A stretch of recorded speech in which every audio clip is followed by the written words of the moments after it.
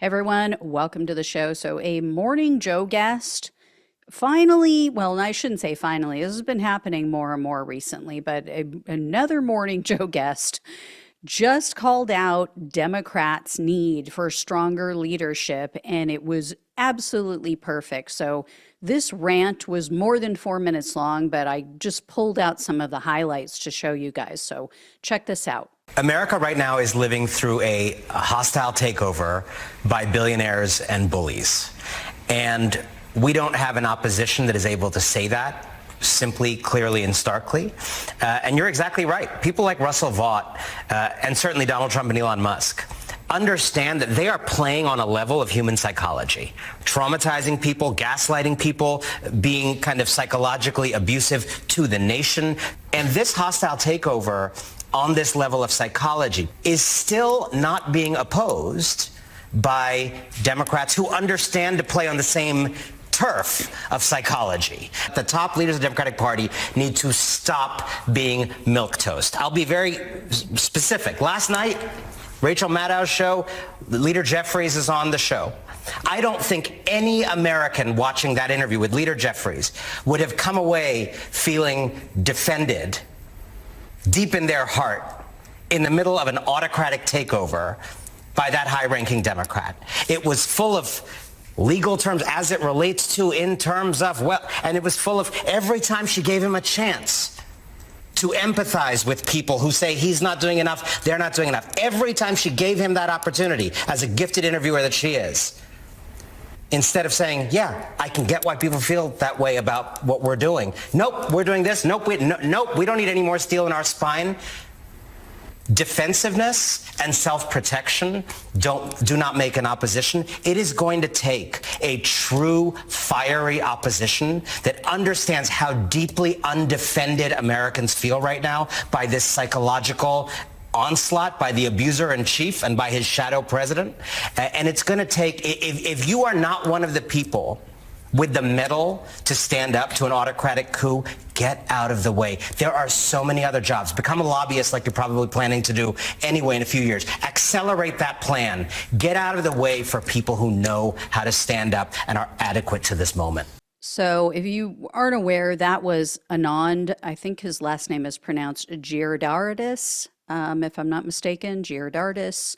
Anyway, he's been a loyal Democratic supporter, but he is finally calling out Hakeem Jeffries, which, as you guys know, I called out a couple weeks back for other appearances that he made in which he was just completely weak and pathetic.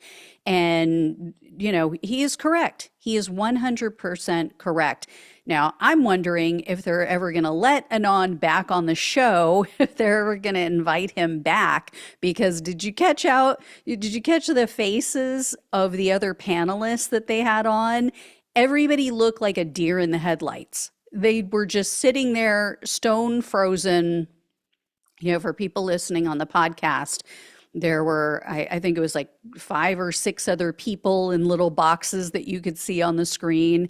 And they all just sat there like, oh my God, like, we're not allowed to say this. He's going to get in trouble. Like, I'm going to tell. Like, no, they didn't actually look like that, but they did look like, oh my God, we're not supposed to say this kind of stuff out loud.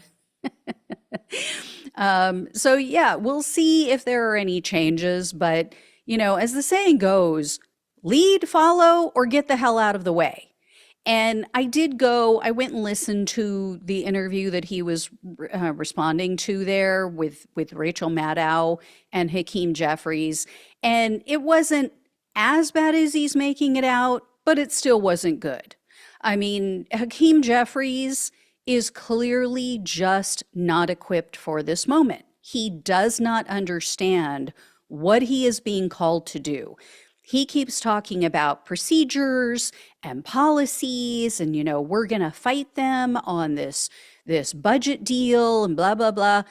Totally missing the point.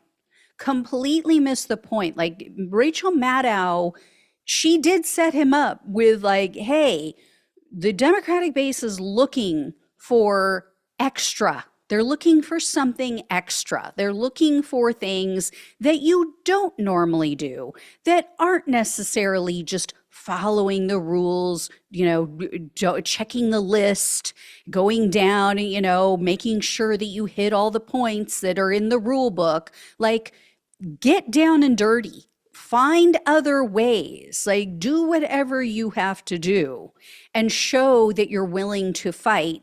And again, here's why Hakeem Jeffries can't do this. Here is why he is not the appropriate person, and he will never fit this role. Because he just went, as I shared with you guys, I think it was like a week or so ago, he just went and sucked up to all of the billionaires in Silicon Valley and was like, oh, please, please don't be mad at us. Please, we're still the party of the billionaires. We still want your money.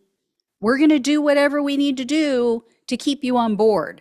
So until the Democrats ditch the billionaires, until they walk the walk and say, no, we do not want your money, we are going to go to the grassroots, and we are going to stand up for the average Americans, for the working class, the working poor. And we are going to get behind everything that works for them. We are going to make this country work for them instead of you few at the top for once. Until that happens, no one will believe a word that comes out of Hakeem's mouth.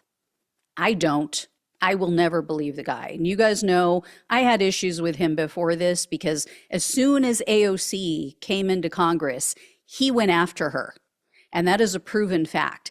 There was an article, I wish I could find it, but he was going behind her back, trying to get her thrown out of Congress as soon as she got there, trying to find some loophole and people to sign on to get rid of her. So he is no friend to the progressive left.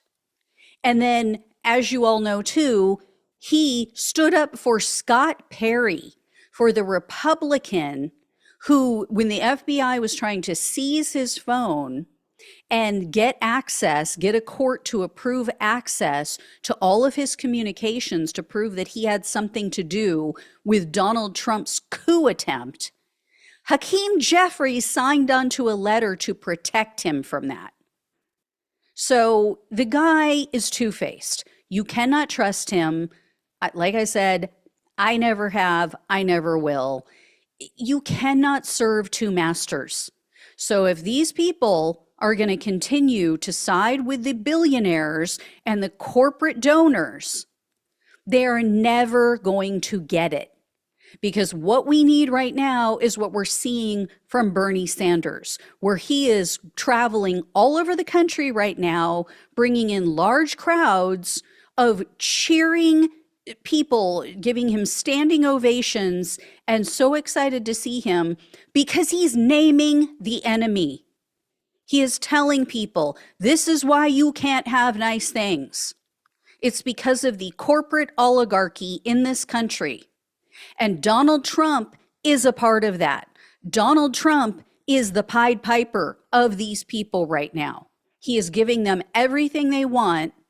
And that is why, the biggest powers are completely bending a knee. Until people like Hakeem Jeffries stop taking corporate money, even if that came out of his mouth, nobody would buy it. Because they'd be like, oh, okay, yeah, guy, but you're happy to take their cash, right? That's why Bernie Sanders is still one of the most popular politicians in this country. That is why people believe him, because he does not take corporate money. And yes, the right tried to say, especially Robert Kennedy Jr., RFK Jr., oh, well, you take corporate money. You took money from the health insurance industry. No, that was from employees who work for the health insurance industry, not corporate executives, not the CEOs, not the Brian Thompsons of the world. It's from your average employee who knows what's going on in this country is wrong and they want to change it. So, anyway, guys, this is good news. It's finally starting to trickle over into the mainstream media. Let's hope it wakes up some, DNC stands out there who just are like blue MAGA, and think that everything that the Democrats do is perfect, and we shouldn't hold them accountable because it's going to help Donald Trump. Do we really need to help Donald Trump anymore? Like, seriously, is there anything we could say on the left that would give him more power than he already has? It is not possible. So until we start calling out our own side, until we get our own yard in order, our own, front yard and ducks in a row, and prove to the American people that we are different, we are the different party, we're not part of this oligarchy, we are standing against it. Until then, we're screwed. We're not going to get people back. And the Democratic Party has an abysmal favorability rating at this point. Their popularity is in the tank. I mean, it is sickening. It's down almost to where the SCROTUS, as I call it, is, the Supreme Court of the United States. It's almost as low as their approval rating. So, pathetic. Anyway, guys, I will let you know if I hear any more good news like this. Thank you so much for watching and listening. Please like, please share, and subscribe. Please donate if you can. Love you all. Take care. Talk with you soon.